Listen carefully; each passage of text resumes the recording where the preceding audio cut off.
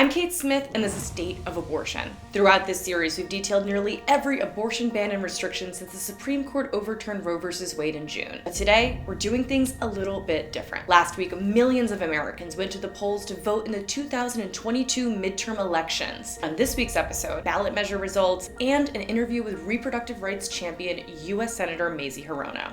This election, 5 states put abortion directly on the ballot, and in all 5 instances, voters chose to protect access to abortion. In 3 states, California, Michigan, and Vermont, voters said yes to protecting abortion rights. And in Kentucky and Montana, voters rejected further restrictions. Let's get into the details. Californians overwhelmingly approved Proposition 1, titled the Right to Reproductive Freedom Amendment.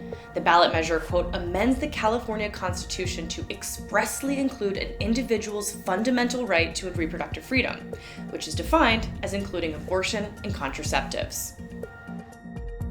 In Vermont, voters approved Proposal 5, the Right to Personal Reproductive Autonomy Amendment. Similar to California, Proposal 5 enshrines the right to abortion in the Vermont state constitution by adding, quote, an individual's right to personal reproductive autonomy is central to the liberty and dignity to determine one's own life course, and it shall not be denied or infringed.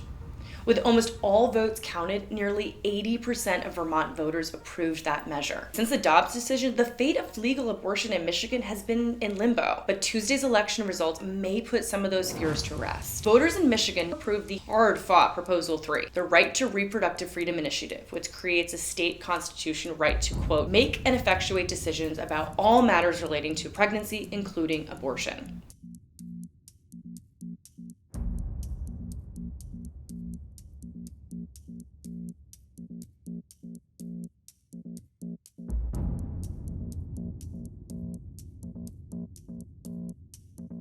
In Kentucky, voters also supported abortion rights, rejecting an initiative that would have restricted abortion. Kentuckians rejected Constitutional Amendment 2, the quote, no right to abortion in Constitution Amendment. It does exactly what it sounds like. If approved, it would have altered the state's constitution to explicitly clarify that nothing in the state constitution creates the right to an abortion. And voters rejected that measure. But before we move on, here's why state constitutions are so important. Because of the Supreme Court's decision to overturn Roe v. Wade, the federal constitutional right to abortion ended. However, many Supreme Courts have found that the state constitutions protect abortion rights. By amending their state constitutions to explicitly enshrine reproductive health, states can ensure that abortion will remain legal and available. Let's go back to Kentucky.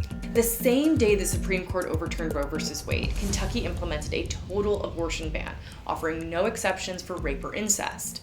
That ban was nearly as quickly challenged by the state's abortion providers on the grounds that it violates the Kentucky state constitution.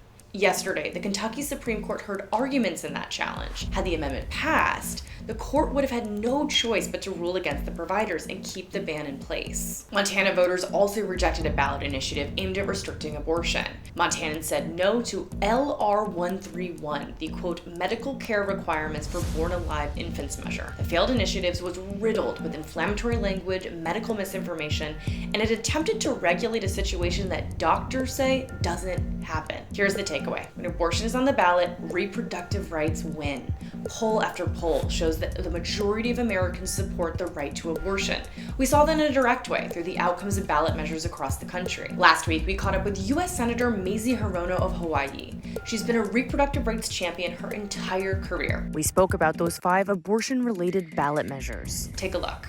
Senator, as we're talking, it's been about a day and a half since polls closed in the midterm elections. What are you making of the results that you've seen so far? That abortion was on the ballot literally in maybe 5 states, California, Vermont.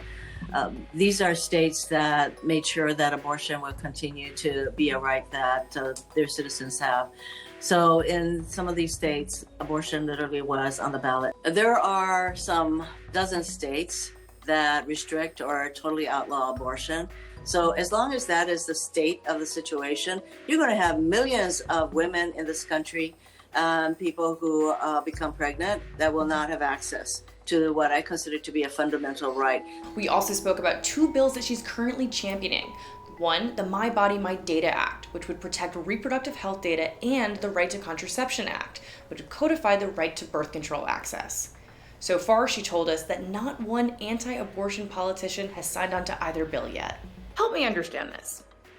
If you were a politician that doesn't agree with abortion and you try to ban abortion, how can you in the same breath not agree with access to contraceptions? How does that make sense? Well, a lot of the positions that are taken by people who talk about they want to be free not to wear a mask, but it's okay to force women to have children. So being consistent is not a driving issue for all of these people, I have to say. And calling them hypocrites has absolutely no effect, in my view. So the rest of us who want to really acknowledge an individual's right to control our own bodies, we need to push forward. For more of that interview, plus a deeper dive into the ballot measures, head to stateofabortion.org.